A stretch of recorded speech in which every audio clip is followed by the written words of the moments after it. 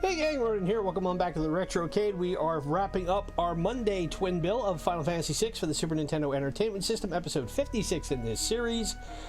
And hopefully, by the time we are done with the next half an hour or so, we will finish one of the last dungeons we have in the entire game. If you've been enjoying the content so far, as always, the best way to show it is to hit the like button, subscribe to the channel if you're new, ring the bell to be notified of the latest content. Remember, we have a Sports Saturday and Sucker Punch Sunday every weekend, where we play a sports and fighting or fighting platform-based game from the 3rd, 4th, 5th, and 6th generation. You can also follow us on Twitter at @RetroCade. Help spread the word if you can about this little project of ours. It's faster we hit 100 subscribers. 1, I don't have to ask you about it anymore. And 2, it unlocks YouTube's customization algorithm so we can make this channel bigger and better. And if there's a game you'd like to see us feature from the Nintendo Entertainment System, the Super Nintendo, Sega Master System, Sega Genesis / Mega Drive, SNK, Neo-Geo, Nintendo 64, PlayStation 1, or PlayStation 2, leave it in the comments below or drop me a tweet. It can be any game you want. There are thousands to choose from, of which there are hundreds upon hundreds that I have never played. And this channel is all about celebrating the history of the golden age of video games from 1984 to 2010. And what I'm looking to do, hopefully once I get this playthrough wrapped up, is to do a couple of one-day plays, get some more games up on the site, get some more content generated before we dive into our next big playthrough project, which I already have in mind, but I'm going to take a little bit of a sabbatical from it. But when I left you in the end of episode 55, we've gotten about halfway through the Phoenix Cave, which is the one we need to find Locke and get our full party finally reassociated. And 2, the sooner we get this done, the faster we can go and raid the Fanatics Tower. And once we clear that out, then it's on to the final battle with Kefka and ending the game. So, what I need to do first is, and I've already saved it, we'll clear that out.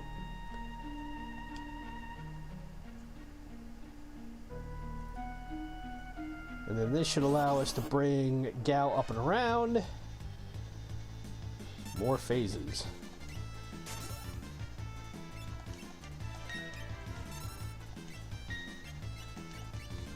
And I will say for the record, just being able to sit down and play for a couple of hours today is really nice, because I am, as my grandfather used to say, 8 shades of sore. And now that I've been able to get fully vaccinated and I'm able to kind of reintegrate into society again, not that I ever had COVID, but like most people, I made sure that I was playing it smart and not doing anything to make a already bad situation worse.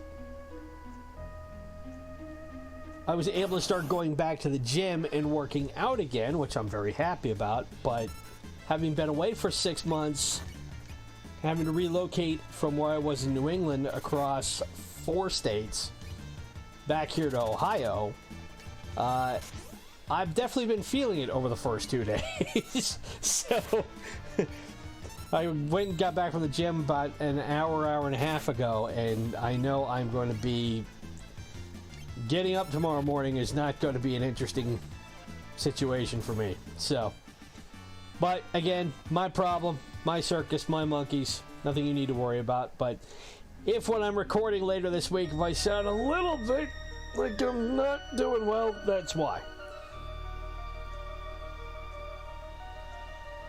Okay, so we are playing Hopscotch, going all the way around here to get this stuff.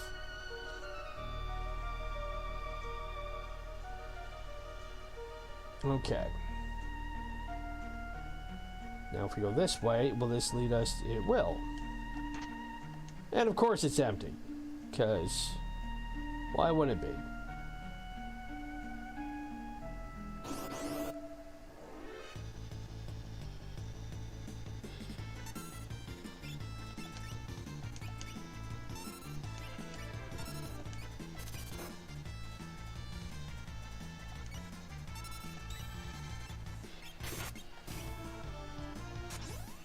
Let her jump.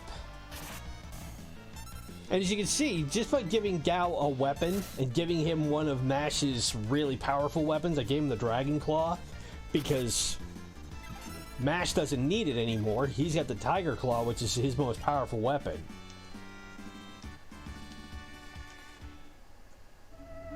But letting Gao now just swing for the fences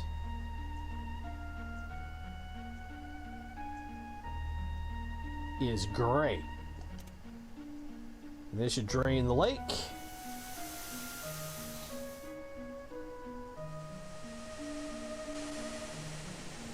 And it drains the lava. Okay, by draining the lake, it cools the lava. Even better. Okay.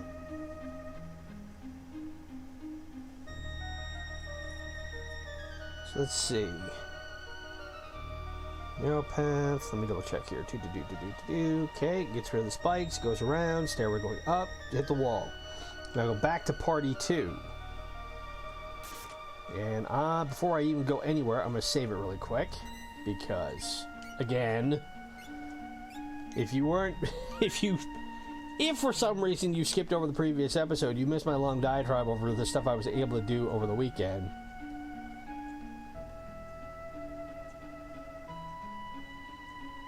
So we come down this way,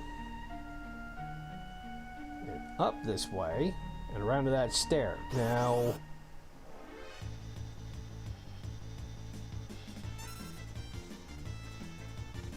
okay, I should go back and hit that switch.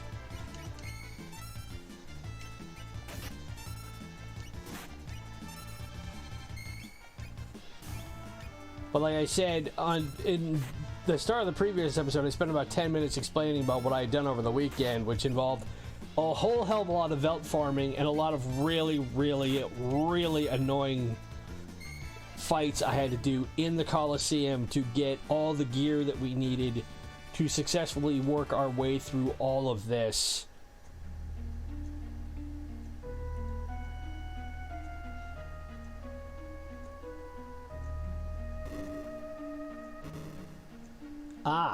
Okay.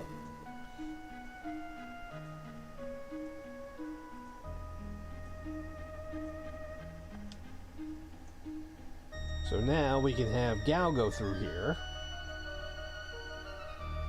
And he goes up and around. There's 3 switches here. Okay.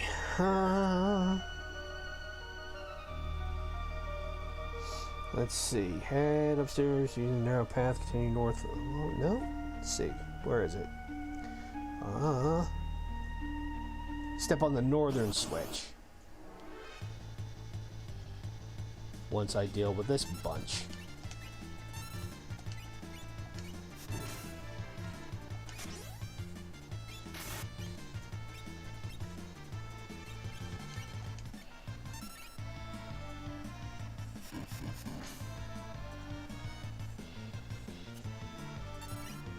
Yeah, this just isn't... Oh, see, 9,600 attack with a critical.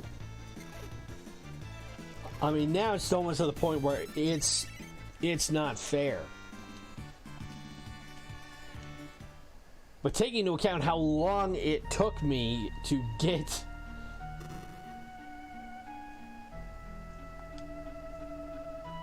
that done...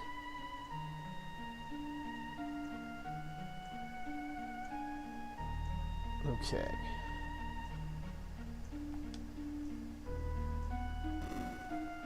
Oh, hi! There's the red dragon.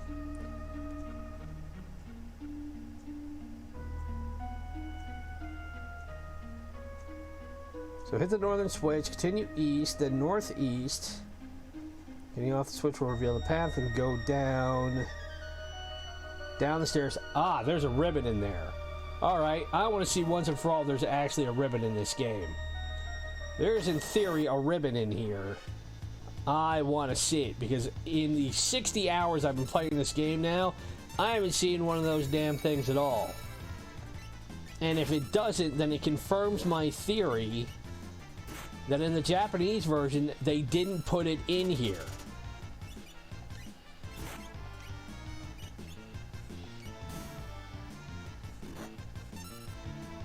No, I am not going to let you off realm.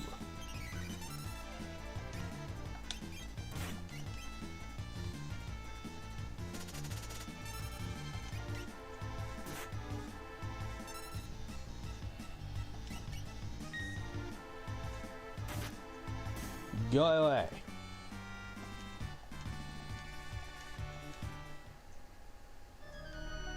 Strago has learned those, which means I can take this off of him. What else does he need to learn? He needs to learn the Gen. He needs to learn Holy. He needs to learn Kuriga. He still hasn't learned that yet. Okay.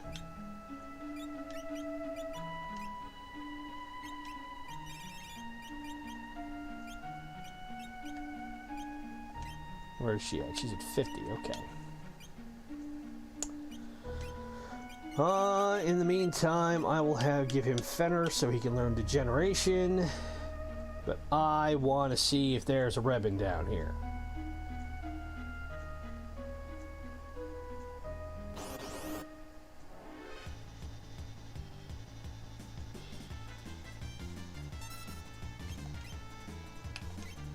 Now, if there is in fact a ribbon, the thing about them is they're one of the most rarest accessories you can get in the game, but they're also the most valuable by a long way, because ribbons essentially limit you from getting hit by every status effect. I think the only thing they don't protect you from is zombie.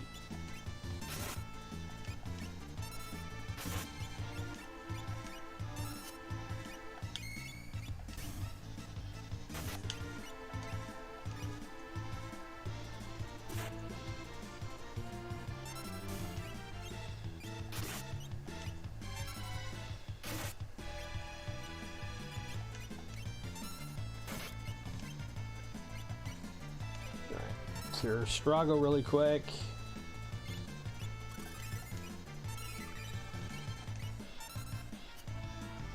You whiffed.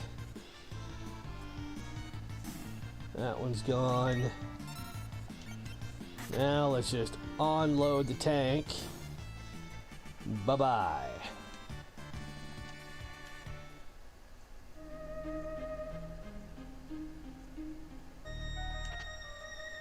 Well, I'll be damned. We finally have a ribbon.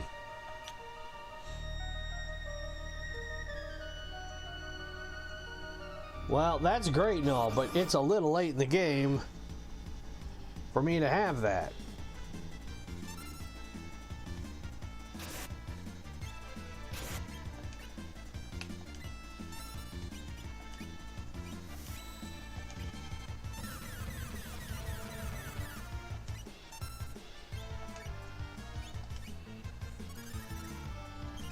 Alright, heal her up really quick.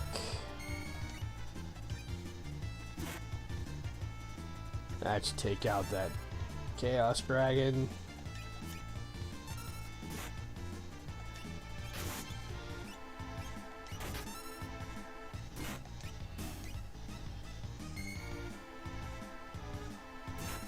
And the Ouroboros should be gone.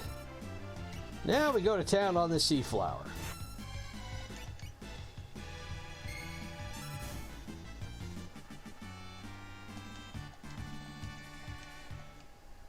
And Realm is leveled up again. Now, I should double check something here. Did I not give her...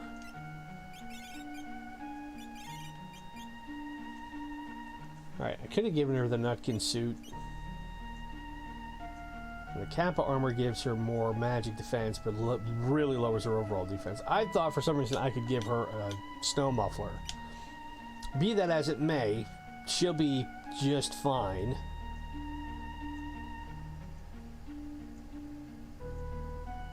And we come around this way. Aha!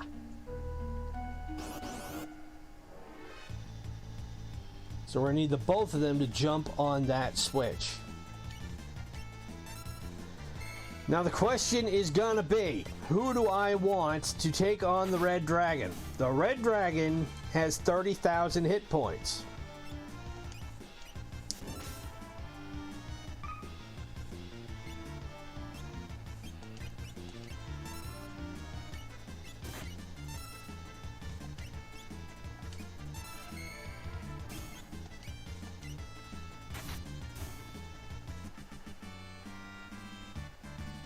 And obviously it will absorb ice, or it is weak to ice and water. It will absorb fire. But with everybody I've got who is pretty much set against fire damage, I don't think there's anything I could get him... Yeah, I can't steal anything. But he will drop something. So, I'm just going to take my chances and go with Gao. Now, where is... Where did the dragon go? I saw him. There he is.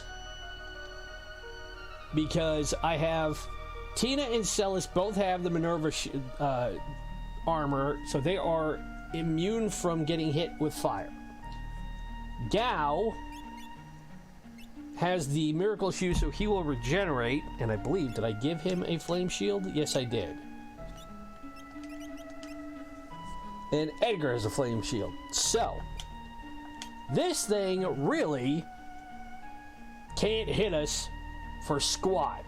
It can hit us for physical attacks, but that's it. So let's do it.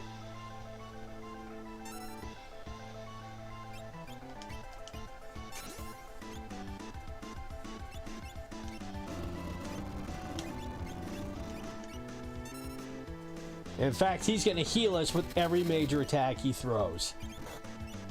Even better.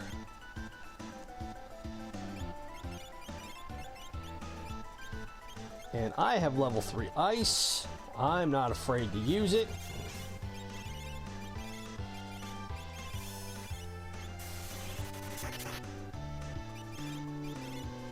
This is going to be a wipeout. And I think what I'm going to do is I'm just going to let him pound on it. 2.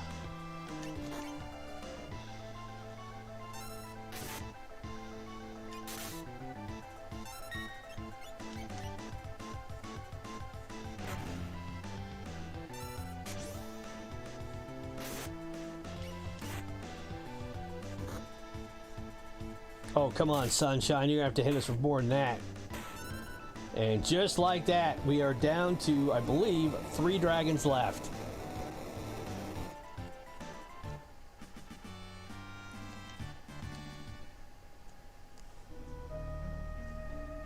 Yep, 3 left.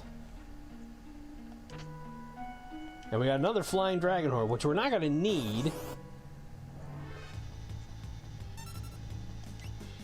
But I won't lie, having it will be helpful.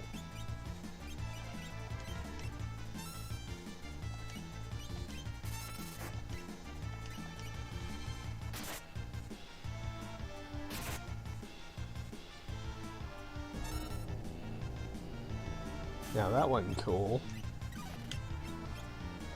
But I'm not too worried because he will regenerate some of that on each subsequent turn.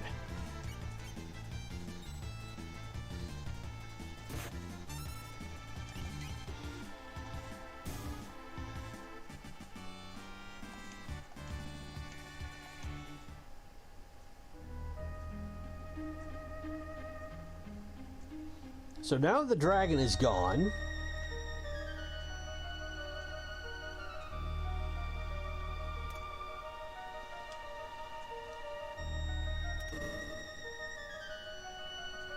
Okay.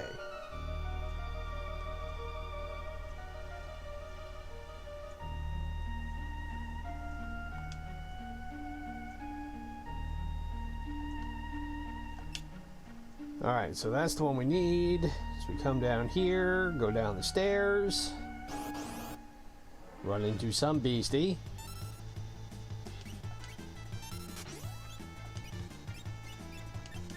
All right, I'm just gonna drill this necromancer. I don't want to have to deal with it doing... Well, he did it anyway. Jerk.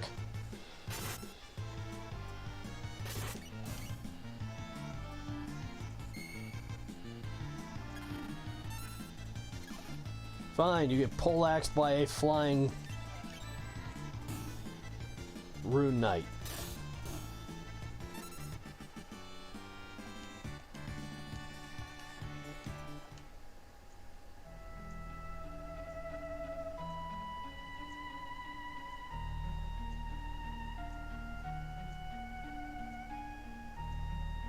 Hey, who we got here? Holy crap! Legendary treasure that can awaken lost souls. Phoenix.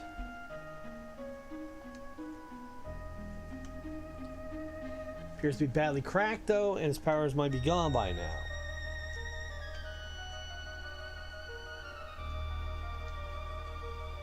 Rachel, for those of you not aware, was a character that we found way back in Act 1, which was Locke's whole impetus for getting involved in this whole crazy quest to begin with, was his ex-significant other who, if I remember it right, was either injured or somehow lapsed into a coma and is still alive back in, I think it's Miranda.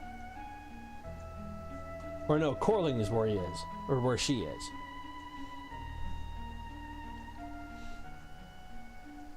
And his whole interest has been about getting her revitalized and bringing her back. Alright, so we get out of the cave.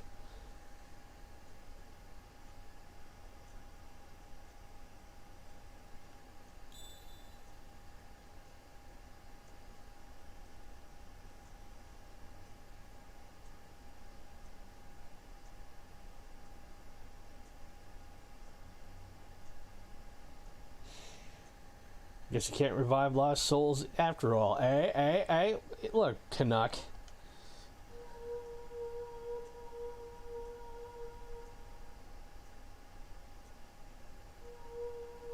Ooh.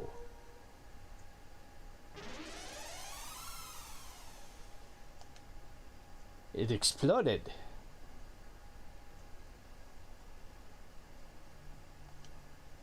And she has woken up.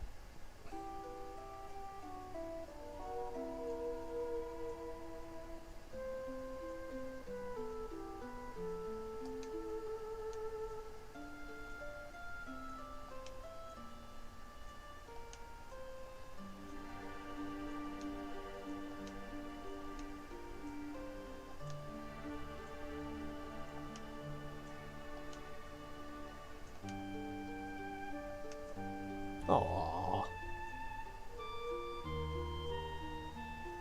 And with that, she is gone.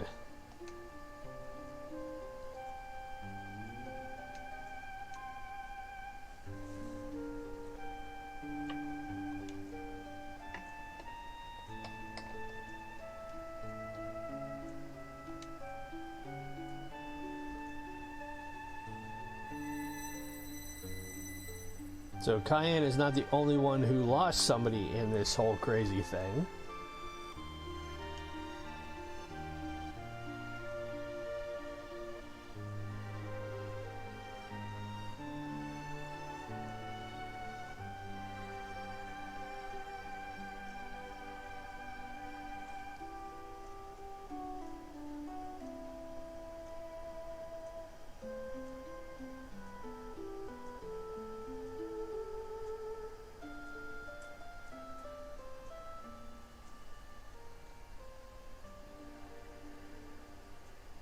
But now that we have Locke back, well, I also wonder if we can finally go through that door.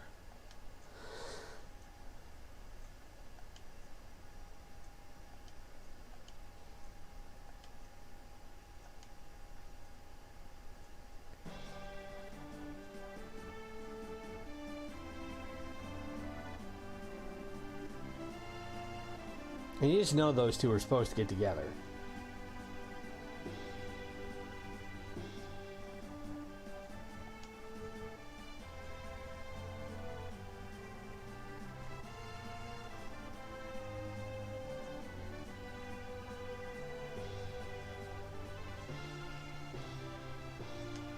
X Potion, Phoenix Down, Super Ether, Elixir, Flame Shield, Valiant Knife. The Valiant Knife is what we needed for Locke. So he was the one who went through it, and that's why all those cases were empty.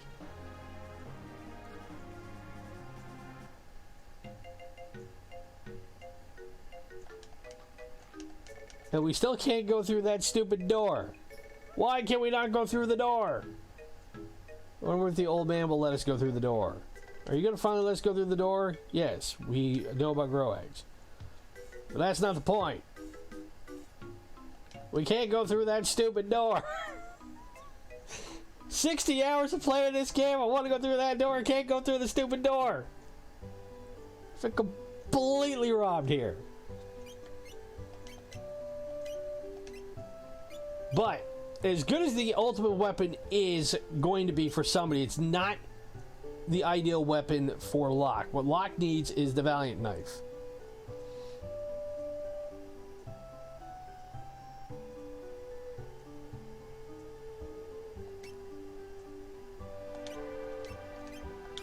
Or actually, I could give him the ultimate weapon.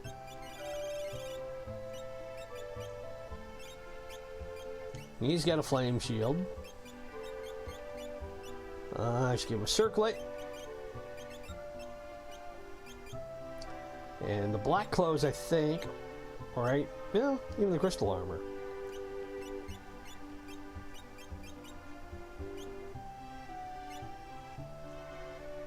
The black clothes gives him more speed at the expense of a little bit of defense, but it's still 180, and his magic defense is 116.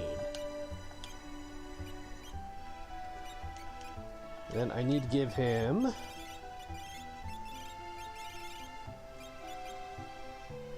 Thief Glove. I think Go-Go still has the Thief Bangle. Nope. Now by having Locke, we can rip off stuff quite easily.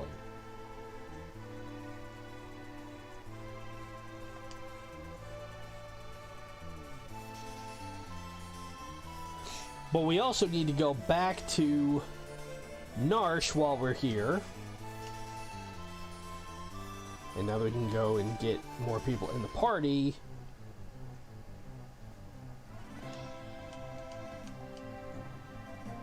Yes, I do. We needed him to be able to open up the doors in Narsh and be able to get stuff in there.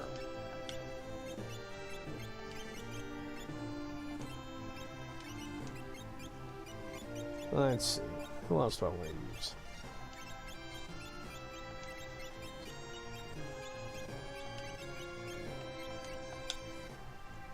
Look at the original quartet of butt kicking over here.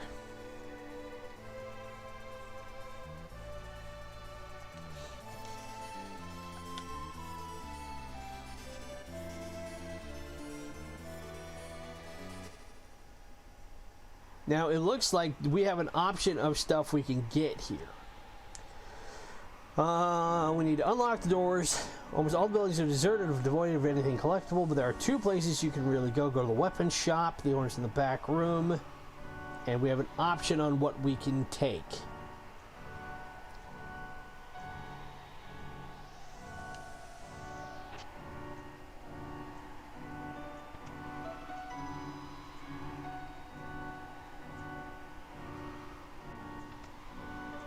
Alright, the inn is empty, so we can't stay here. There's nobody in the pub, because there's nobody in town. I should give somebody some dash shoes while I'm at it. Just so we can go a little bit quicker. Whack! Excuse me while I whip this out. There was a point where when we had we've had the ultimate weapon for a while. The problem is because everybody wasn't really all that strong, there wasn't any real reason to have it. Or at least to utilize it.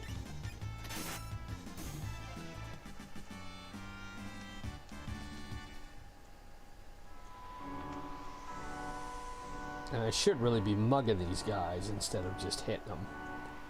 See what all I can steal.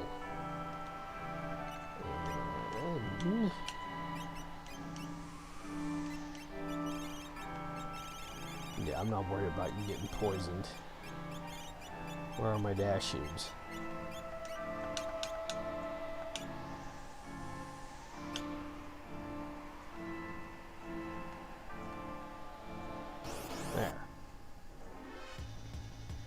Now we can run a little bit quicker.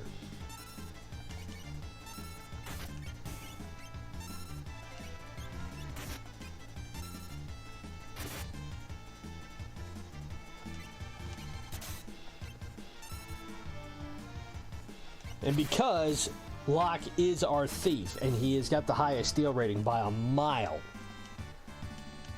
we should be able to pick up at least a couple of things from the stuff that we are encountering. Not that I'm anticipating we're going to get a ton, but it's still better than nothing.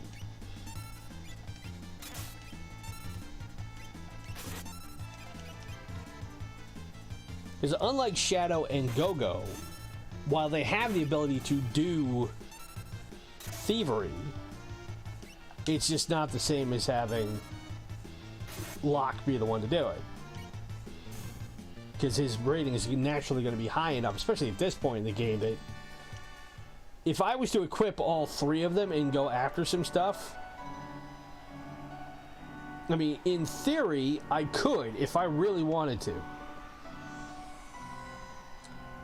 steal from the, oh, I could have just gone that way. Well, never mind. I go back to the dinosaur forest and steal from the brachiosaurs ribbons. They do have them. And they're the only characters in the entire game that I could steal them from. And I could acquire them from. But they are tough, and it is a 1 in 16 proposition to find them. So that would take a bit more farming. Again, at this point in the game, I've gotten this far without even needing a single ribbon. And I think I'm going to be okay. Ah, here's the weapon shop. If I don't do that. And as I stated, it was never about getting 100% playthrough. This is a first time playthrough for me, so I knew there was going to be stuff I was going to miss.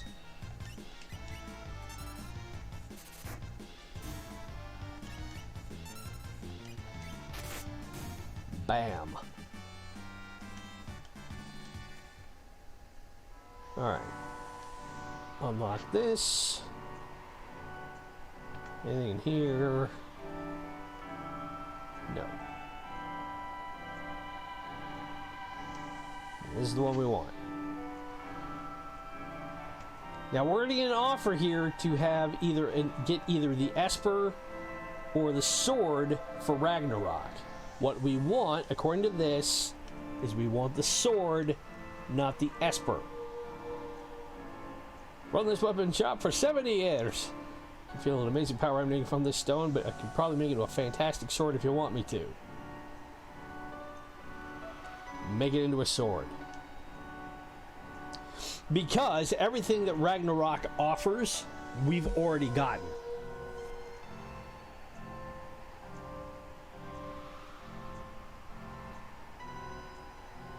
And being a sword, in theory, it's just going to be... Yeah, I mean, this thing hits for 255, and look at what it does for his stats. I think this is going to be the best weapon we can give to Locke.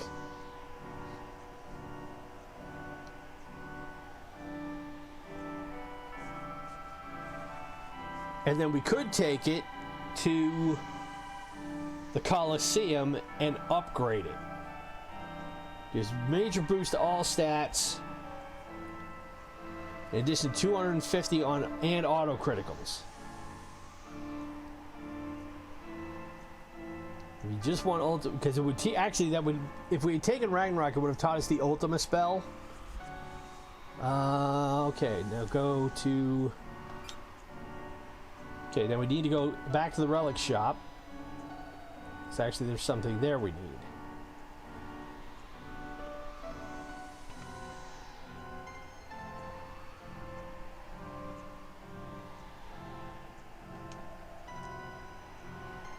Let's see here.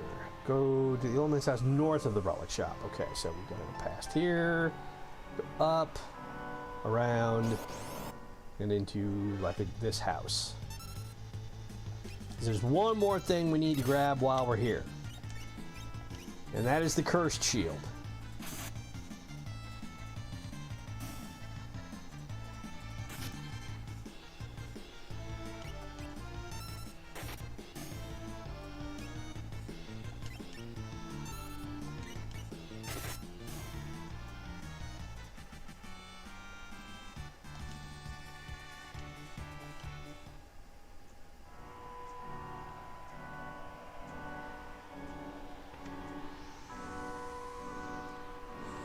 Go to the Elder's house. Where's the Elder at? Except he's not here.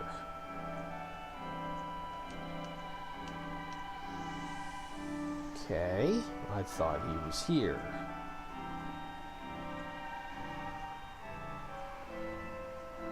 His house north of the relic shop. Ah, that one.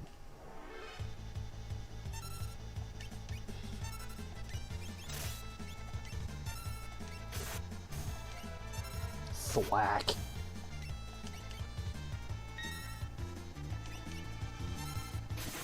Goodbye.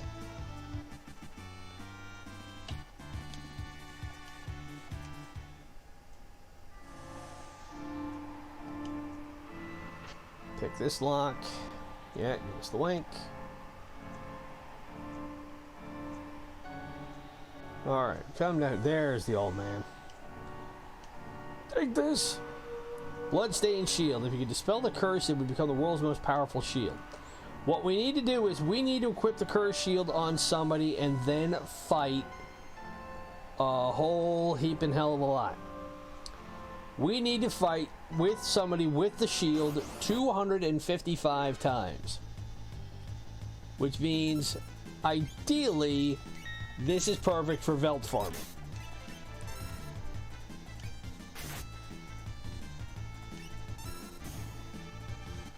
Because taking it and going over and helping Gao get the last few rages he needs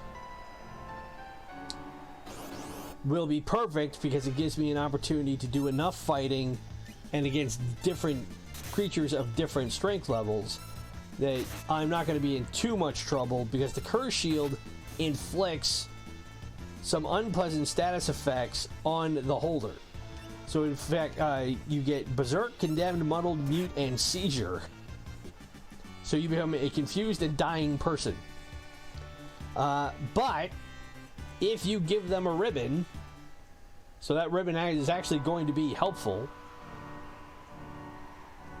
then we will be able to go ahead and get the curse lifted off the shield, and then it gives us the Paladin Shield. And the Paladin Shield is, from what I understand, and as they just said, the most powerful shield in the game. So what I might do over the next day is go through and do that and see how much I can clip off of the curse shield, and if I can get all of it, then all the better. And that might also give me an opportunity to take Locke and Shadow and Go-Go into the dinosaur forest if I'm really daring, and see if we can steal another ribbon or two. But I will deal with that down the road, since we're at 40 minutes in what I had originally planned to be a 30-minute playthrough for episode 56. But if you've been enjoying this so far, hit that like button, subscribe if you are new, ring the bell to be notified of the latest content. Remember, we have Sports Saturday and Sucker Punch Sunday every weekend. You can follow us on Twitter at @Retrocade. And help spread the word so we can hit 100 subscribers as soon as possible and get that YouTube customization algorithm unlocked. And if there's any game you'd like to see us feature from the Nintendo Entertainment System, Super Nintendo, the Sega Master System, Sega Genesis / Mega Drive, SNK, Neo-Geo, PlayStation, or Nintendo 64, PlayStation 1 or PlayStation 2, leave it in the comments below or drop me a tweet. As always, my name's Ronin. Have a great rest of your Monday, everybody. Be safe, be well, and I will talk to you on Wednesday. Bye.